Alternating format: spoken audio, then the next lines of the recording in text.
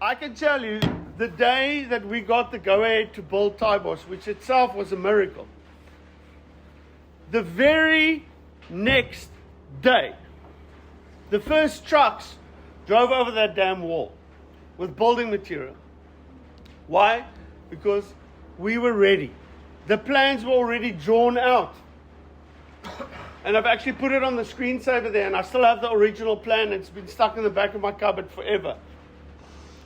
So before this place existed, I knew exactly what I wanted it to look like. And I've saved money and put it in the bank. Not enough. Oh boy, not enough at all. But enough to fill up the first 5 trucks with material to get here. To build the very first thing that we needed to build. And we also decided that we will not make any debt. We will not borrow any money from anyone to build this place. Which meant we had to build it in phases as enough money came in. And so the very first thing we built, I said, all right, I will build the very first structure, which was the kitchen. And the toilets down there, and that's it. Those are the very first things I've built, because you can't camp without toilets and showers, and you can't camp without eating. Although the very first camp we camped here, we didn't have a kitchen yet either. We were making food under this tree just outside of here on an old spindle that cables came on.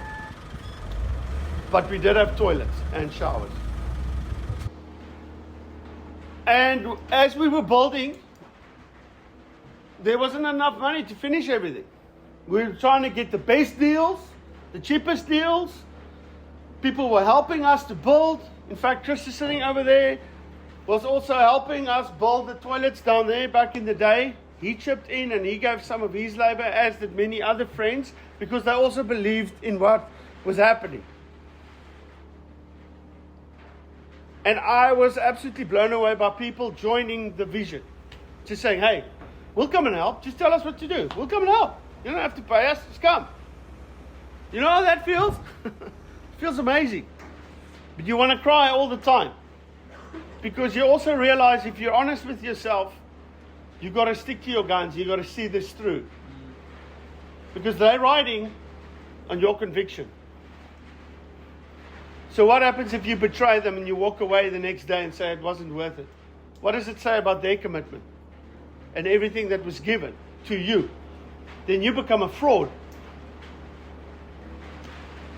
And so the upteenth time that I've hit my finger with a hammer, or drilled a hole in my hand, or got upset with someone helping us and letting the cement get dry in the cement mixer and having to throw the thing away and facing the wrath of the farmer and other people, having going through all those challenges every day that you want to, just sometimes shout and scream. And I got very angry sometimes. And I did shout and scream.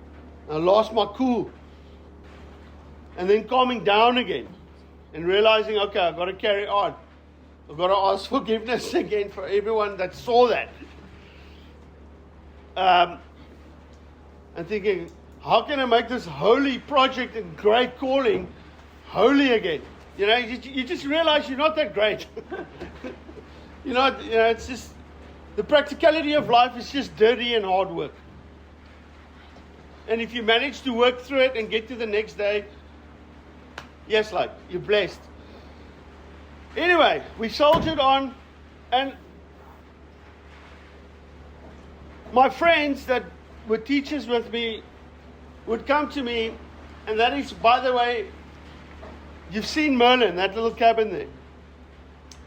The name Merlin comes from a caravan that was the caravan that a good friend of mine's father used to go camping in every December with them as a family.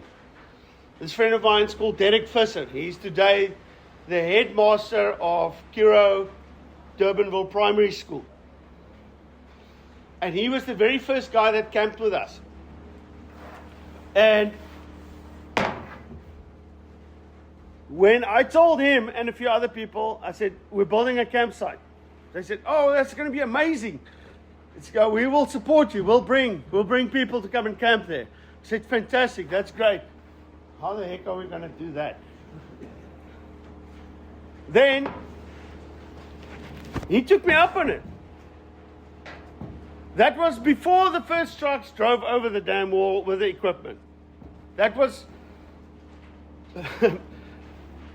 that was just after we got the word that this is a possibility for us to build here. He phoned me up and says, Flip, I want to come and camp at your campsite. Can you please give me a tour? I want to see what your campsite looks like, so I can bring our school there. And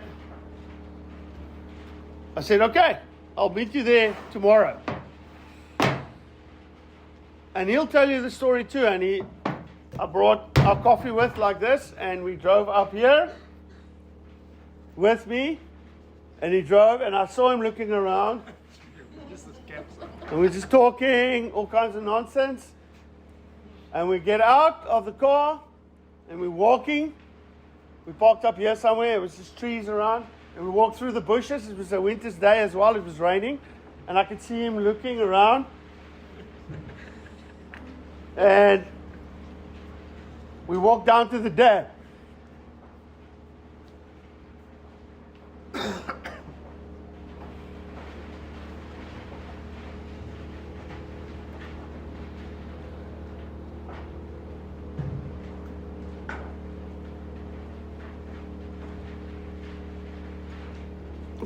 So he said, Flip, I don't want to be weird. Where are we going to camp?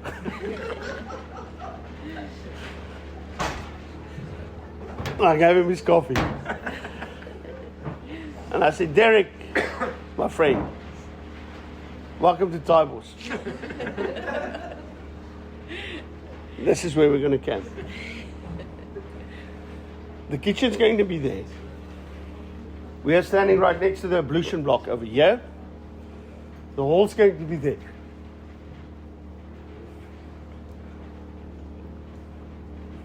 There's nothing here. Nothing. Just flipping trees and thorn bushes, taaibosch, everywhere. You know what he said? He said, where do I sign? We're in. That's an amazing feeling. So I said, all right, I'll let you know. Good, thanks, deal done. Boom, go. And then I got on the phone and started shouting at the hardware store to get this stuff here. Okay. And then we started working. And it was the hardest work I've ever done in my life, hands down, continuously, bar none. No stopping. No looking back, breaking yourself often, giving up, thinking how the hell is this going to work out. But then that first, in fact, the first camp came. This was a month, 2 months later. We have already started building, and the showers were just about finished, but they weren't finished. And so the bus came over the dam wall. And my friend that was working here at the time, I said, Ibn, you better, so they came 2 hours early. I said, reception, arrivals we do here. I said, you're on arrivals. Figure it out.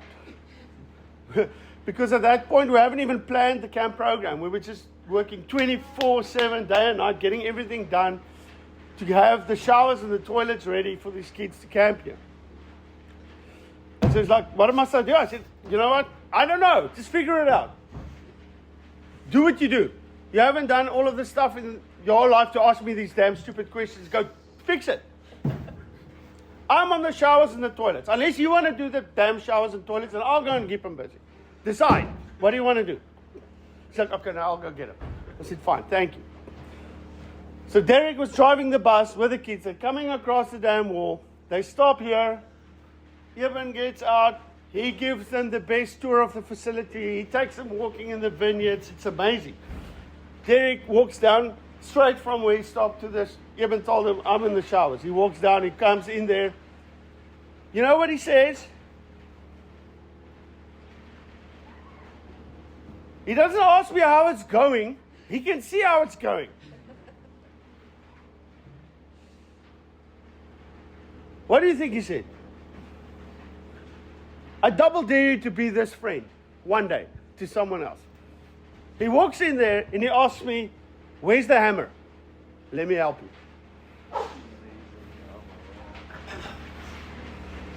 And so Derek Visser and I finished the first showers and the toilets in that next 2 hours so that the kids could camp here, that he signed up for when there was nothing here. He didn't come in and say, oh, that's not what we paid for. That's not right, oh, this is a horrible experience, etc. He asked me, where's the hammer? Let me help you.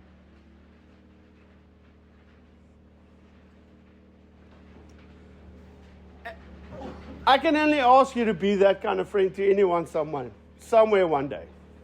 If you can be part of something bigger than what you are, do it. And now today, Derek is a headmaster of a school.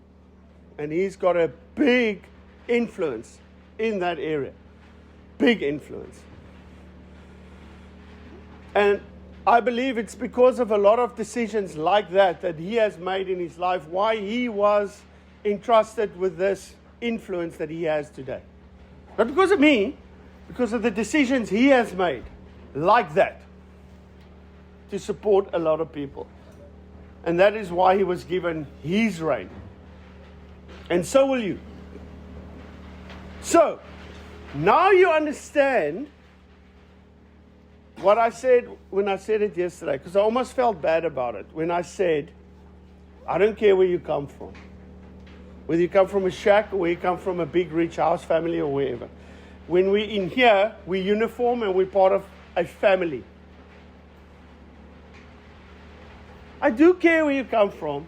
I really do. I have a lot of sensitivity for that. But I am very focused on what we have to achieve here and how we're going to do it and the way we're going to do it.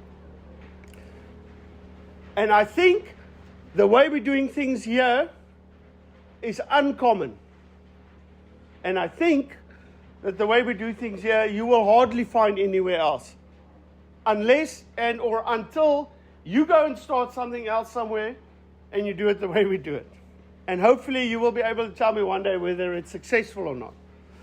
But we've had a lot of successful stories from people that have come through the doors over the years and built families and have had a lot of influence. So, a great sportsman, I've often said that, told me in 1984 when I was at Chokerkie, and I got his signature on a piece of paper. His name was Garth Wright. He wrote on that piece of paper, he said, hard work leads to the top. Best regards, Garth Wright. And I kept that piece of paper forever. I think I might still have it somewhere. And I've often thought about it because I thought this guy was amazing.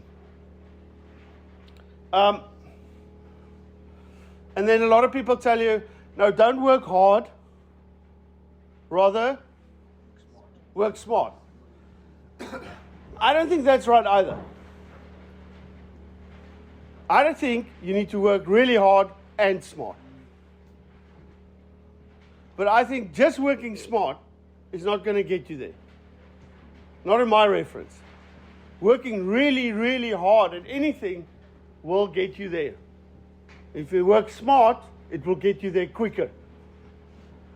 But the one is not without the other one. And so, young people, when you work here, you work hard. You will work hard. And we will require very hard work of you. This is probably the hardest work you will do. The longest hours. But this is a passion. This is an industry where you have to be motivated in your heart to be here. Not financially. not here to gain confidence or popularity amongst other people.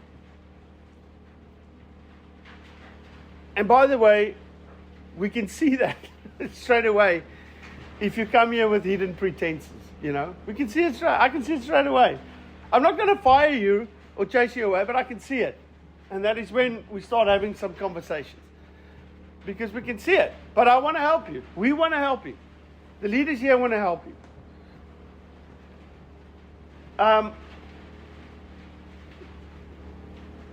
So what absolutely drains all the energy out of me is when someone demands something. Or say, all right, this is it, I'm going to stop here. Let's say, you don't pay me enough, you don't do this, or you don't do that.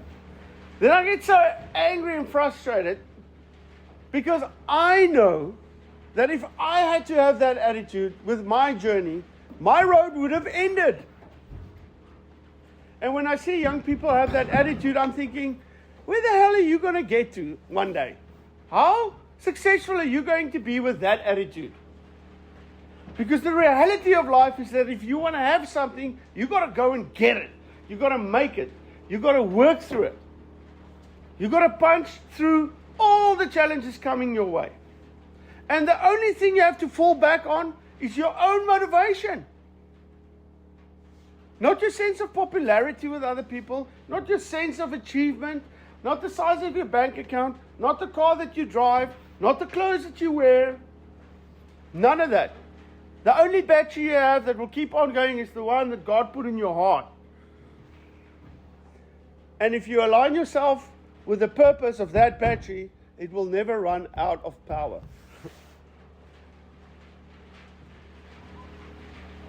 You will never get tired of doing what you're doing.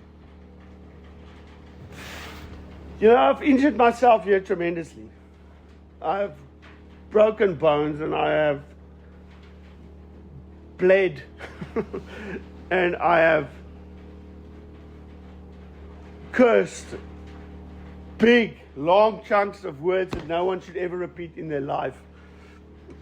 And I have shouted and screamed and I was frustrated. And I've said, and I've asked forgiveness for a lot of that many times. But ultimately, none of that, I have doubted myself. I have doubted whether or not this is the right thing to do. Even with all the conviction I've just told you about, I still doubted myself.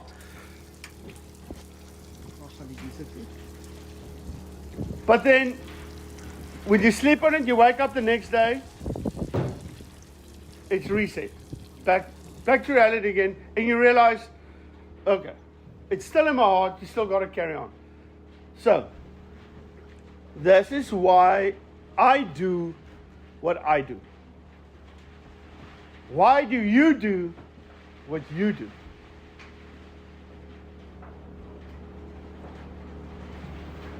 I don't expect a quick answer because my story is 30 years long.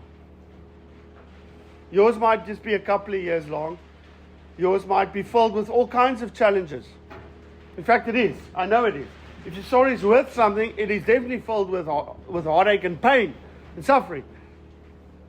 Unfairness. But that's why you are here. And in this family, you belong if you're willing to work hard. If you are willing to be honest and sincere when it is required. If you are willing to be humble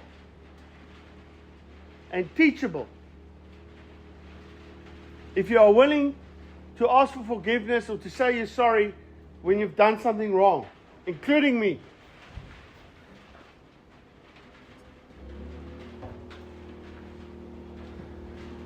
If you are willing to recognize that we are all just human beings trying to make it, and none of us are better than the other one. None of us. If you're willing to see that, some of us are privileged, maybe. Some of us are completely underprivileged. And some of us had more privileges than others, etc.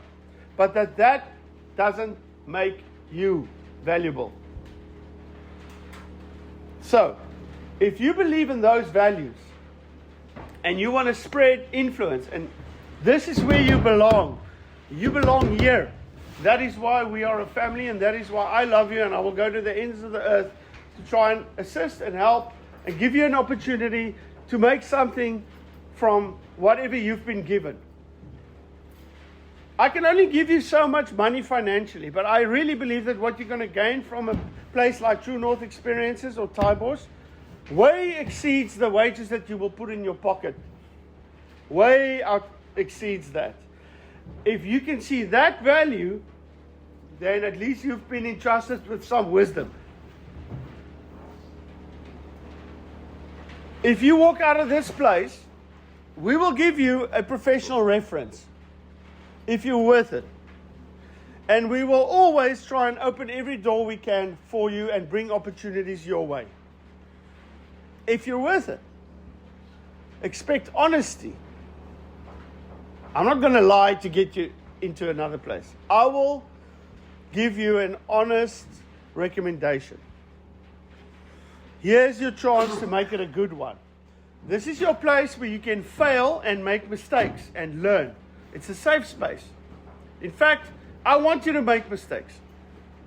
I want you to fail. I want you to fail hard, but I want you not to run away after you've made those mistakes, and I want you to be teachable after you've made them so that you can grow. And like the guys have said yesterday, I love the fact that they said it. I didn't ask them to say it. Is that assume positive intent. Assume that everyone here in this organization will want to help you to become a better version of yourself. Help you become a better version of yourself. If you're open to that, you will grow and you will learn how to make a success out of something. You will learn how to not give up and push through the difficult times in your life, whatever they are. I want to close by just saying, I am absolutely amazed by the people that walk through these doors every now and then. I couldn't choose them if I want to. And how the Lord just brings incredible people across my path is just, it just blows me away. I continually ask that our influence will grow. I continually ask that your influence will grow. And I am happy to report that we are very good at what we are doing. And it is being noticed. It is being noticed out there in the world. That makes me incredibly proud. For the last 10 camps, we've had compliments from people that I just, when I hear them, I've got to run away and go cry in the bush somewhere because I'm so proud of it. Because you guys are doing it. It doesn't just happen. It doesn't fall out of the sky when someone tells you, these are the best facilitators we've ever seen. And we've been camping for years. Why? Because we can see their heart is in it. And we can see that they are people. I will play you the voice notes when people say that. I try and give the feedback as much as I can. When international groups get here and say, this is the best experience we've ever had, and we've camped with organizations and places all over the world. What? Are you serious? In this crappy place, with a few plankies on mekaar geslaan with, a roof that leaks all the time. This is the best camp you've ever had? Really? Amen. Because it's not that counts, it's this that counts. And if you apply this, you'll never lose. And we'll get better.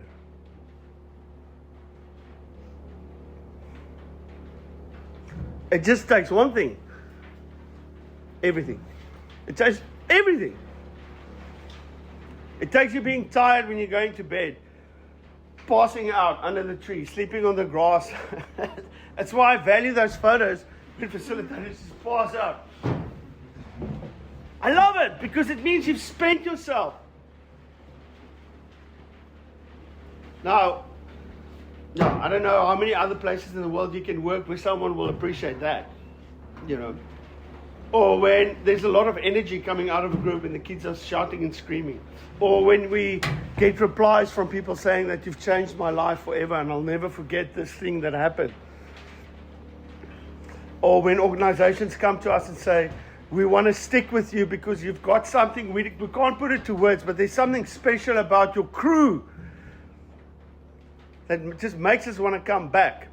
And it goes all the way from the food that gets served in the kitchen to how the toilets are being cleaned to, you know, the games that we play. It's the heart behind it. And I stick to it, and I fight all my colleagues in this trade that always want to be better and flashier and I have all the best equipment and activities, etc. Yes, that's nice to have all that stuff. But I will always be a proponent to the day that I die that if we play hard with the basic things in life, we can do everything everyone else does and better. We don't need all the flashy stuff. We need this heart. We need to be real. We need to care. We need to love. Those values are uncommon. They're uncommon. I don't have to convince you about this.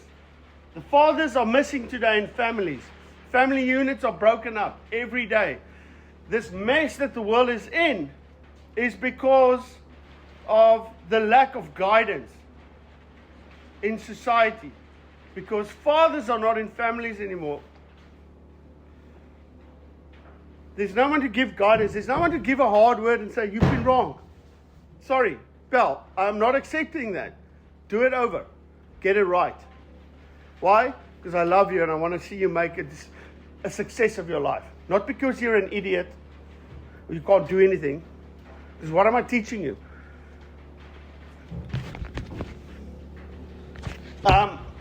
There's that saying, good sailors aren't made on easy seas. They're made in storms. That's when good sailors are made. So I've got bad news for you. If you're joining this family, it's going to be tough. It's going to be hard. It's going to be challenging. But you will always be welcome here. You will always be loved. You will always be treated fairly. Then boy, will you grow. You will grow. You will develop personally. The leaders that have walked out of here over the years and have made successes of their lives and started their families, you know, it just, yes, it makes me, that really energizes me. And going on to start something else that's amazing with their lives. And I don't care if it's $1 million company or whether you're just a good family and father or mother to your children. You know, that's good. No, it's not good, it's fantastic. If you manage to do that, stick it out. Don't just give up when it gets difficult, you know. So I can't do that alone. You have to run with that. But I will always be here, and I will always bring you back to why we do what we do, and what the foundations are of this place. You are already better at doing everything than what I am. That's how I see it. And I want you to become even better. But I can't make that happen. You have to make that happen. And I just want to say thanks to all our leaders here. We are stronger than we've ever been. True Northers have more influence than ever before. Literally in the last 6 months, there's more people that have come through these doors than ever before. And yes, it was hard work. It was really hard work. And I think with the support of my wife as well, it was really tough and challenging. And even this weekend, I asked them, I said, guys, my leaders, this is what I would like. But I don't want you to do it because I say so. I would like you to do it and run with it because if that is something you also want to do. And that was a bit of bait that I put out there. And so they said, no, this definitely was something we want to do. We want to run with it. So I said, okay, run with it. Send me the program. Let me know how it goes. I've made many mistakes like that when I've entrusted people. But that's ultimately what I want. And so they've organized everything. And they do everything. I just got the work to do. So, Flip, how much must we pay? This is the program. There we go. Boom. Done. I don't have to worry about anything. So it's the least amount of work I've ever done in a training weekend. Ever. And that is amazing because you guys have picked up that pattern and run with it. And it sets a great example for the rest of you guys. And I believe this is, again, just another phase that we're going to go to when we go to the next level. So thank you. I see that, and you have no idea how much I appreciate that and how proud I am of everyone and all the hard work that you've done. And every one of you that are a part of our leadership team have paid a price to be there. You've had to work hard. You've had to cry. You've had to be frustrated. You had to figure out things, work, come up with solutions when you didn't know how to do it. Heck, it's tough running a camp, you know, when everyone looks at you for the answers. It's tough. You put on your big boy panties quickly, you know. And as much as I would love to solve all your problems, because inherently I'm a people's pleaser,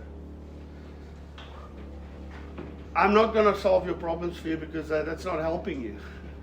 I'm going to have to leave you to solve it. And then hope that you will come up with that. So thank you very much. I hope you now get why we do what we do, why I say what I say. I can't put on the website this, what I've just told you. This you can only experience here to get the motivation and know where it's coming from. And if you spend time with us and KR and have coffee and come visit us or whatever, you will get to know more and more and more of that. You understand why we do what we do. Okay. You are the most precious commodity this organization will ever have. Does that sink in? You are the most precious commodity we have. Not these chairs, not the tables, not the kitchen, not the games, not the generator. Yes, they all make things easier, but you make it happen. Do not underestimate your influence that you have on other people. If you are walking through these doors or come to this place, you walk into a position of influence. My responsibility is to make sure that the influence you send out into that world is the right type of influence. So I spend a lot of time and energy with my leaders, and the leaders now spend the time with you to educate and make that happen. And I completely trust them. I completely trust them. So thank you very much for that. That's the end of my session. I just want to chat to my wife quickly before they have to go. Thank you for all the hard work. If you're new, welcome. But now you know what you're in for. For those of you that have joined us this year, it has been a rocky ride. It's been hard work, but we got to this point, and we are strong. We are strong. And in the good sense, we are proud of that. We know what we are. Thank you. Okay. Next session. Who's doing what? Who's running the program? Leaders, your problem. I've got to go to the Luke.